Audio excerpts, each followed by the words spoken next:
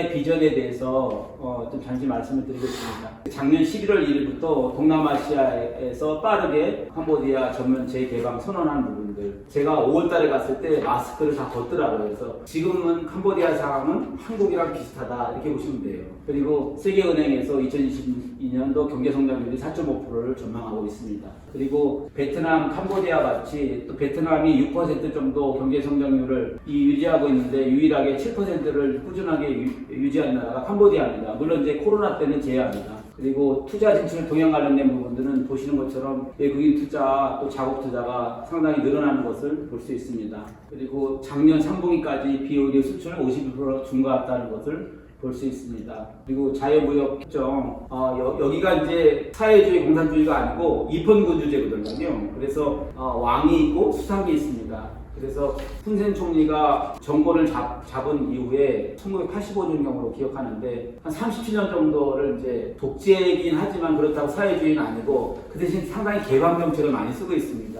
그리고 어떻게 보면 양다리 외교를 제일 잘하는 사람, 한국에서 정치가들이 좀 위정자들은 배워야 될 상황들이에요. 그래서 통화는 뒤에 나온 것처럼 98%가 달러를 쓰는데 한편으로는 중국을 잘 활용하고 있어요. 중국이 동남아시아에 투자하는 50% 이상을 캄보디아에서 투자하고 있어요. 그리고 작년, 재작년에 전 세계에서 유일하게 훈센 총리만 시진핑 주석을 만나러 갔어요. 그 코로나 상황에서도. 그래서 관계가 상당히 좋습니다. 그리고 이 FTA 자유무역 협정 관련된 부분들은 보시는 높여 또 2021년도에 또 한국이랑 캄보디아랑 FTA 체결을 해서 좀 점진적으로 하는 국가이기도 합니다. 그리고 지금 이제 후계자를 통해서 아들이 후계를 하려고 했는데 아들이 또 뭐 미국의 육군 군사학교 나오고 미국적인 것들을 많이 활용하고 있고 제가 보기엔 훈센 총리보다 아들이 집권하게 되면 더 개방 정책을 쓸 거로 예상됩니다.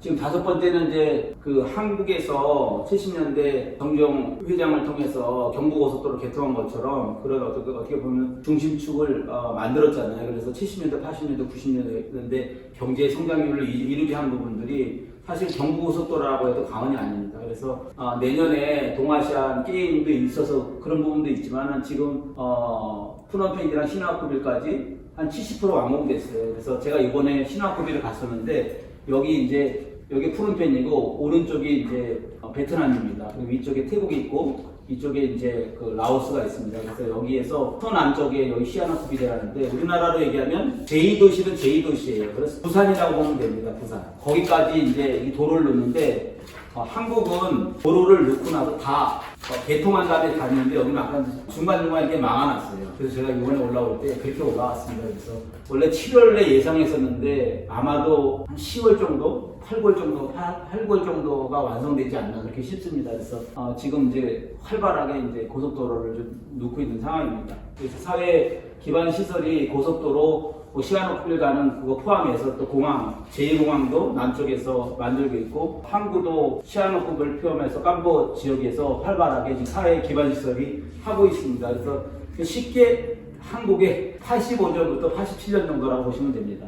그리고 동남아 경기장이 지금 건설이 거의 완료 단계에 있고 또 훈센 고속도로 그리고 시엠리 고속도로 푸놈펜 신공항 시아노쿠빌 항구 그리고 한강 우정의 다리는 연초에 대한민국이랑 협의해서 우정의 다리를 놓기로 했습니다. 그래서 우정의 다리가 이쪽으로 가는 부분들 여기가 저희 다이몬드 호텔이 저희 프로젝트 진행하는 저 48초짜리 진행하는 데고 여기가 이제 그 6개동 맨션 하는 데인데 가까운데 이제 다리가 놓이게 되면 가치는 좀 많이 올라갈 것 같습니다.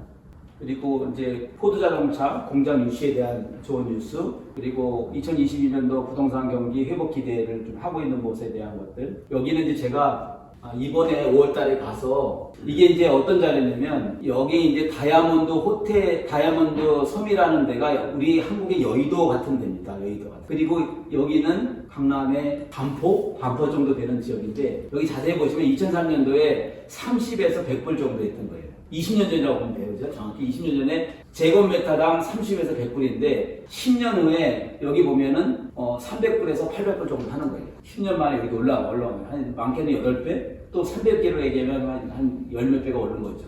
그리고 이번에 가서 이 땅에 대해서 이제 미팅하면서 이제 알게 된 거예요. 그래서 여기 땅 얼마 주고 샀냐니까 3,000불을 줬다더라고요. 그 3,000불이 여기 2018년도에 3,000불 주고 산 거에서 20년 전에 100불, 800불, 3000불로 집값 땅값이 올라가는 이런 상황들이 아마 우리 강남 개발할 때 거의 뭐 배밭이었고 진짜 얼마 안 됐다고 그랬잖아요. 그런 것처럼 이렇게 올라가고 있는 상태고, 또 다이아몬드 섬에는 2003년도에 200불, 1000불, 2014년은 지금은 10,000불 한다더라고요.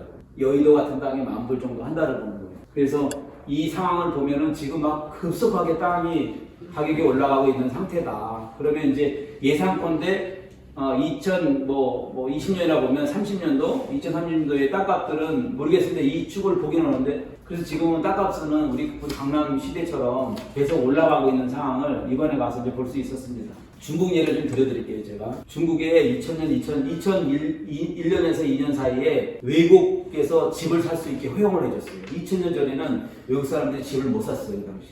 그때 정책을 보면은 베트남이 지금 정책이랑 똑같아요. 정책이라고 없는 거예요. 취득세, 양도세, 구매 제한, 대출, 제출 7, 80%를 사는 거예요. 그냥 언제든 전매 가능. 그 당시에 지금의 10억짜리는 그 당시에 1억밖에 안 됐어요. 그러면 2천만 원만 주면은 1억짜리 집을 샀던 거예요. 그래서 아까 그랬죠. 제가 LG 선후배들 중에 20명 주주원 중에 20명은 회사 말듣고 안 사고 20명 중에 10명 중에 도매한 10명 중에 2명이 5채, 10채를 산 사람들이 있어요. 5채, 10채. 근데 그런 사람들이 많이 번 거죠. 10배, 100배까지 올랐으니까. 그런 것처럼 중국의 지금부터 20년 전이 푸놈펜의 현재라고 보시면 됩니다. 그리고 그 당시에는 내환선 위주에서 탔다고 보면 됩니다. 대부분 매매를, 저도 이제 아까 그 산 거 중에 대부분 내환선 위주로 산 거예요. 사고 팔고 했던 거죠. 그리고 이 내용이 문이 거꾸로 달려도 가격이 오르는 시절이었다. 그냥 그 사기만 하면 올렸던 시절이라고 보면 됩니다. 그래서 강력하게 여러분들한테 푸놈펜에 대해서 투자 관련된 부분 해도 나중에 가서 직접 가서 보시고 그러면 후회 안 하실 거라고 저는 이제 경험적으로 말씀을 드리고 싶습니다.